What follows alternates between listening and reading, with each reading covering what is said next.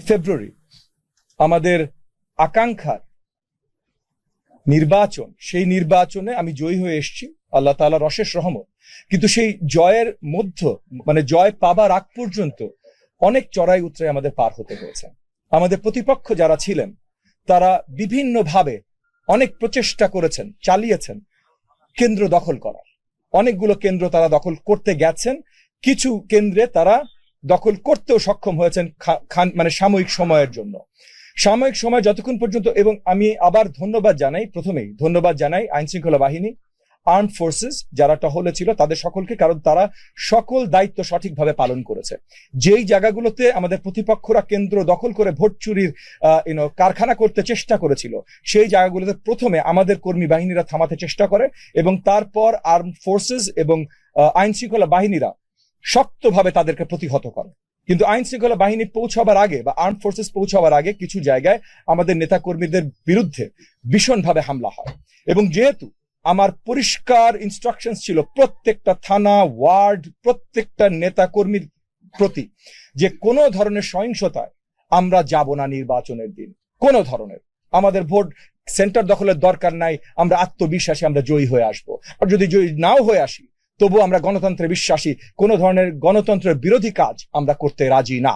প্রত্যেকটা নেতা কর্মীকে এটা পর্যন্ত ওয়ার্নিং দেওয়া ছিল যে তাদের নামে যদি কোনো ধরনের অ্যাকচুয়াল এভিডেন্স আমি খুঁজে পাই যে তারা আগ বাড়িয়ে কোনো একটা সহিংসতায় জড়িত হয়েছে বা তারা সেন্টার দখল বা কোনো কিছু অরাজকতা করতে চেষ্টা করেছে, ওই মুহূর্তে আমি বিএনপি হাইকমান্ডের সাথে কথা বলে তাদেরকে ইমিডিয়েট সারা জীবনের জন্য দল থেকে বহিষ্কারের আদেশ এনে দেয়। তো এই জায়গা থেকে আমাদের পরিষ্কার ইনস্ট্রাকশন ছিল, এবং আমাদের নেতাকর্মীরা কোথাও কোনো অরাজকতা সৃষ্টি করে নাই। কিন্তু আমাদের প্রতিপক্ষ এবং যে ক্যান্ডিডেট ছিল সে নিজে এক একটা কেন্দ্রে যে অরাজকতা তৈরি করতে চেষ্টা করেছে, এবং আমার কয়েক শত নেতা কর্মীরা বিশালভাবে আহত হয়েছে। আজকে আপনাদের প্রেস কনফারেন্স দেখেছি, কারণ আমার একটা নেতা একটা কেন্দ্রে এতটাই তাকে আহত করা হয়েছে। এবং এগেন আমাদের প্রতিপক্ষ যে ছিল নির্বাচনে প্রধান প্রতিপক্ষ, তাদের কর্মী বাহিনী এতটাই আহত করেছে যে উনি এখন মৃত্যুর সাথে লড়াই করছেন। তো এই যে মৃত্যুর সাথে লড়াই করছেন, এইটা আমরা কখনোই কোনো ধরনের আইনি বিচার ছাড়া ছেড়ে দিতাম না, এখনো ছেড়ে দেব না। এবং বাকি যারা আহত হয়েছে আজকে আপনারা এখানে দেখতে পারেন, অনেকেই যারা আসতে পেরেছেন, অনেকে হাসপাতালে এখনো আছেন, কিন্তু যারা কিছু দূর সুস্থ হয়েছেন, আসতে পেরেছেন, তারা এক্সরে রিপোর্ট থেকে শুরু করে কোন হাড্ডি ভেঙেছে, কিভাবে তারা আহত হয়েছে, রিপোর্ট শুদ্ধ এখানে তারা এসে পৌঁছেছে। যারা আসতে পেরেছে, অনেকেই এখনো হসপিটালাইজড আছে। এবং এই যে আমাদের ত্যাগী নেতা হায়দার আলী সাহেব, আমাদের হাজারীবাগের নেতা হায়দার আলী সাহেব, উনি এখন মৃত্যুর সাথে লড়াই করছেন। উনার সন্তান, উনার কনিষ্ঠ সন্তান এবং উনার স্ত্রী আমাদের সাথে উপস্থিত আছেন আপনাদেরকে বলবার জন্য তাদের কি অবস্থা। আমরা আপনাদের সামনে এই জিনিসগুলো পরিষ্কার করবার জন্য এবং একই সাথে পরিষ্কার জানিয়ে দেবার জন্য যে আজকে এইখান থেকে আমরা, তারা উঠার পর প্রত্যেকটা এখানে যত আহত আমাদের কর্মী আছেন, যাদের হাড্ডি ভাঙা হয়েছে বা যা কিছু ভাঙা হয়েছে, এই যে হায়দার আলী সাহেবের পরিবার, হায়দার আলী সাহেব মৃত্যুর সাথে লড়াই করছেন, এই প্রত্যেকটা জিনিসের এখন আমরা আইনি মামলায় যাব। প্রত্যেকটা থানায় মামলা দেয়া হবে। এবং কতগুলোতে সেন্টারে তখন প্রতিপক্ষ ক্যান্ডিডেট দাঁড়িয়ে অর্ডার দিয়েছে, সে ওইখানে দাঁড়িয়ে অর্ডার দিয়েছে এই হামলা করবার জন্য। তো সে হুকুমের আসামি তো মিনিমাম। এবং হায়দার আলী সাহেব যে মৃত্যুর সাথে লড়াই করছেন, এইটা তো ভাই অ্যাটেম্পট টু মার্ডার, এইটার হুকুমের আসামি তো সে মিনিমাম। এই প্রত্যেকটা মামলা আজকে এইখান থেকে বের হয়ে আপনাদেরকে আগে জানিয়ে দিচ্ছি, যেন কেউ না বলতে পারে যে ববি হাজার যেইটা করে বা সেইটা করে। এবং আমরা অন্য কিচ্ছু করছি না ভাই, শুধুমাত্র আইনের বিচার চাইছি। এবং তবু আপনাদের বলে কয়ে চাইছি, কারণ আমরা কিন্তু সরকারে আছি, আমরা চাইলে অনেক কিছু করতে পারি, কিন্তু সেটা সুন্দরভাবে গণতান্ত্রিক প্রক্রিয়া হবে না বলে আপনাদেরকে ডেকে নিয়ে আপনাদেরকে পরিষ্কার জানিয়ে, আপনাদের কোনো প্রশ্ন থাকলে সেই প্রশ্নগুলোর উত্তর পরিষ্কার আপনাদেরকে দিয়ে তারপর আমরা মামলাগুলো দায়ের করব। আর এগুলো প্রত্যেকটা ঘটনা ঘটেছে রেজাল্টের আগে। যখন কিছু ঘটনা ঘটেছে আপনার যখন ভোট চলছে, যেমন মাইলস্টোনে আমার ইনারা আহত হয়েছেন, ইনার হাত ভেঙে ফেলে ক্যান্ডিডেট দাঁড়িয়ে অর্ডার দিচ্ছিল। এবং মাইলস্টোনের ভিডিও যেগুলো ভাইরাল হয়েছে দেখবেন, প্রতিপক্ষকে থামাতে চেষ্টা করছিলেন। সেইখানে উনারা যতক্ষণ পর্যন্ত থামিয়েছেন, তারপর আর্মি এসে সেটাকে সঠিক ব্যবস্থা নিয়েছে।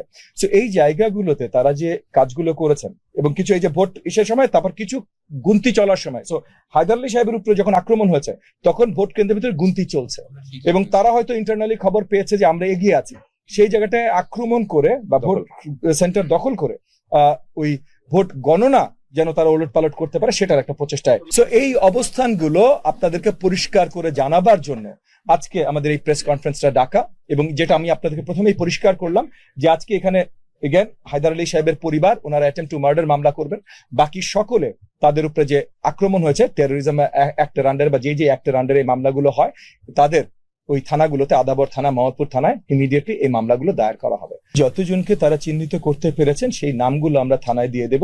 যেখানে চিহ্নিত করা যায়নি, কারণ অনেকগুলো আমরা দেখেছি আপনার মানে জাস্ট র্যান্ডম, আপনি যদি এমন করে বলেন এমন হতেই পারে যে আমার প্রতিপক্ষ যেহেতু কয়েকটা মাদ্রাসা পরিচালনা করেন সেই মাদ্রাসার ছাত্রগণ হতেই পারেন, কিন্তু মানে পরিচিত চেহারা না, এরকম অনেক জায়গায় ছিল, অনেকগুলো সেন্টারেই ছিল।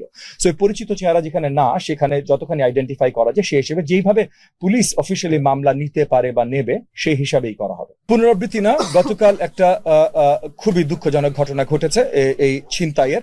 এই ছিনতাই হওয়ার সঙ্গে সঙ্গে যখন এটা সম্বন্ধে আমি জানতে পারি, আমি ইমিডিয়েটলি আপনার দায়িত্বপ্রাপ্ত থানা আদাবর থানার যিনি এখন দায়িত্বপ্রাপ্ত ওসি আছেন, কারণ মেইন ওসি ছুটিতে আছেন, আগামীকাল আসবেন, দায়িত্বপ্রাপ্ত ওসির সাথে কথা বলি, ডিসির সাথে কথা বলি। গতকাল রাতেই মেইন আসামি একজন নাম রাসেল নামক একজন, রাসেল সহ আরো 4 জনকে ইতিমধ্যে অ্যারেস্ট করা হয়েছে, এবং আমি পরিষ্কার করে জানিয়ে দিয়েছি, কারণ কোথায় কোথায় নাকি আমার সাথে ক্যাম্পেইন করতে রাসেলের ছবিও পাওয়া গেছে। আমার সাথে ক্যাম্পেইন হাজার হাজার মানুষ করেছে, অনেক দুষ্টু মানুষ হয়তো করেছে দেখানোর জন্য, আমার সাথে একটু ছবি তোলার জন্য, যে দেখাবে যে এমপি সাহেবের কাছের আমি। না ভাই, আমার কোনো কাছের লোক নাই, আমার কাছে শুধুমাত্র জনগণ। এবং আমি রাতে ইমিডিয়েট ওসি সাহেবকে এবং ডিসি সাহেবকে জানিয়ে দিয়েছি যে তাড়াতাড়ি, যত তাড়াতাড়ি সম্ভব অ্যারেস্ট করেন। এমব্রয়ডারি মালিক সমিতি, মানে যাদের উপরে আক্রমণ হয়েছিল, এমব্রয়ডারি মালিক সমিতির সাথে আজকে 4টার সময় আমি মিটিং দেখেছি, তাদের সাথে বসবো, বৃহত্তর তাদের যত ঝামেলা আছে সবগুলো নিয়ে আরো পরিপূর্ণভাবে জানতে চেষ্টা করব, এবং সেটা রিলেটেড আমরা ডিসি ভারপ্রাপ্ত ওই জায়গা জোনগুলোর ওসিদের সাথে কথা বলবো। এবং ইতিমধ্যে আপনাদেরকে আরো জানিয়ে রাখি যে আদাবর থানা, মোহাম্মদপুর থানা, শেরেবাংলানগর থানা এবং আপনার ওই হাজারীবাগ থানা, হাজারীবাগ থানার কিছু এলাকা আমার এরিয়াতে পড়েছে। এই 4টা থানার ওসিদের সাথে ইতিমধ্যে কথা বলেছি যে তাদের আরো পর্যাপ্ত পরিমাণে শক্তিশালী হতে, কারণ আর্মি ক্যাম্পগুলো সরে যাচ্ছে, শক্তিশালী হতে কি কি প্রয়োজন তারা আমাকে তালিকাভুক্ত করে জানিয়েছে। তাদের লোকজন কত প্রয়োজন, গাড়ি কত প্রয়োজন, কি কি কত প্রয়োজন, এগুলো ইতিমধ্যে আমরা কমিশনার অফিস এবং আইজির অফিসের সাথে কমিউনিকেট করেছি। কমিশনার অফিস আমাদেরকে, মানে ডিএমপি কমিশনার অফিস আমাকে অ্যাসিওর করেছে যে এর ভিতরে অনেকগুলো জিনিস তারা খুব শীঘ্রই এই থানাগুলোতে পৌঁছে দিতে চেষ্টা করবেন এবং দেবেন। তো সেই জায়গা থেকে আমরা কাজ করছি। এক রাতে সবকিছু ঠিক হয়ে যাবে না, কিন্তু ঠিক করার জন্য যে আমরা নিয়মিত কাজ করছি, অক্লান্তভাবে কাজ করছি, সেটা আপনাদের কাছে পরিষ্কার করলাম। প্রধান তো আপনার ইসের আসামি, কি বলেন নাম, হুকুমের 1 নম্বর আসামি তো ভাই প্রার্থী নিজে, যে প্রার্থী ছিলেন সে নিজে হুকুমের 1 নম্বর আসামি। হ্যাঁ, মামুনুল হক। শুধুমাত্র একটা প্রতিপক্ষই আমাদের কাছে আমাদের উপরে হামলা করেছে, মানে একটা প্রতিপক্ষেরই বাহিনী হামলা করেছে। আপনারা যারা নির্বাচন কভার করেছেন তারা জানেন যে আসলে কন্টেন্ডার 2 জন ছিল, আমি ছিলাম এবং জামাত ইসলামের কোয়ালিশন থেকে ছিল, শুধু 2 জন ছিল, বাকি কেউ কন্টেন্ডার ছিল না। মানে ওনারা এগেন প্রার্থী ছিল কিন্তু ওনারা তেমন ভাবে কন্টেনশনে ছিল না। সো এই জায়গাতেই দ্বন্দ্বটা শুরু হয়েছে, এবং আমাদের আহত কতজন হয়েছে এটা তালিকা আপনাকে আমি বলতে পারছি না, তবে হসপিটালাইজড 100-র অধিক হয়েছে, মানে হাসপাতালে ভর্তি হতে হয়েছে এই লেভেলের আহত 100-র বেশি হয়েছে। অনেকে ভাঙা হাড্ডি, অনেকে জাস্ট মাংসপেশিতে এত বেশি ব্যথা পেয়েছে বা 2-1টা কোপ খেয়েছে, কেটে ছিঁড়ে গেছে, স্টিচ দিতে হয়েছে। সো হসপিটালাইজড হতে হয়েছে 100-র বেশি। আমরা তো মামলা করবো না, যারা আসলে আহত হয়েছে, যাদের উপরে যারা ভুক্তভোগী তারা মামলা করবেন।